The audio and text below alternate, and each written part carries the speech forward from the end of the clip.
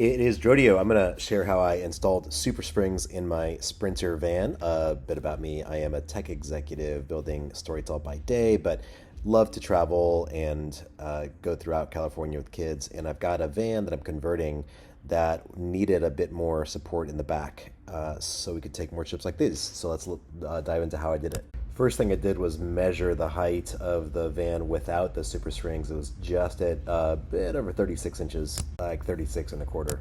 I'll give you the after. It was probably about 37 and a quarter. I didn't quite get at the highest point here. So yeah, about an inch of additional lift from installing them. Let's talk about how I did it and how I did it wrong a couple times. This was my first try at it, so here's what you have to look out for. I actually installed it backwards here, and I didn't take these bumpers off. So you got to take these bumpers off first before you start tightening the spring down.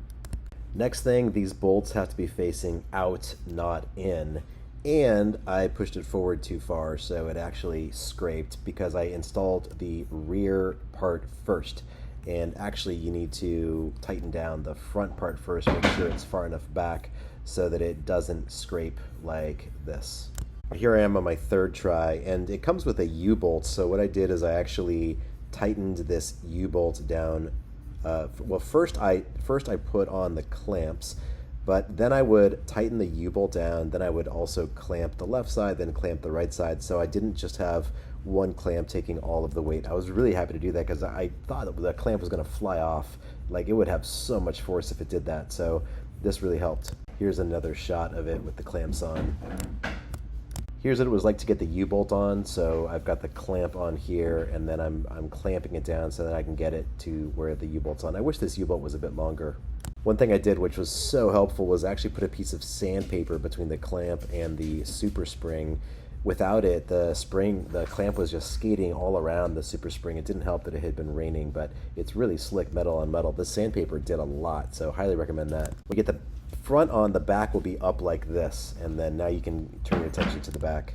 The first thing I did was clamp down these two springs, stock springs, and then I started using the clamp here. You can see I've got the sandpaper up here.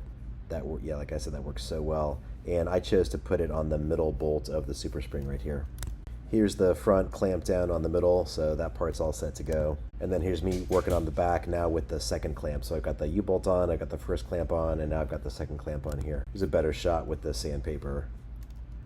Here it is done. You can see it's on both sides. Got the block in the middle here. Make sure that this clamp right here is facing in. So the bolt should be on the inside, not the outside. That's another thing that I did wrong. Here's a shot of the back clamp down. One other pro tip is I use the stock Mercedes jack in the middle of the back so that the van wasn't tilting. Then I put a jack under the diff. Make sure that you don't put the jack on the back of the diff plate because the lip hangs over a little bit. And then I put a couple jack stands on it to make sure that if the two jacks failed, it wouldn't go crashing down on the wheel. Don't forget to remove the U-bolt clamp when you're done with it, but it'll look something like this. So that's how I did it. At first I had tried doing it with the wheel on, but you really gotta keep the wheel off the whole time. I thought by lowering the van back down I might be able to get some different purchase, but you just gotta keep the wheel off and do the whole thing. All right, enjoy, good luck.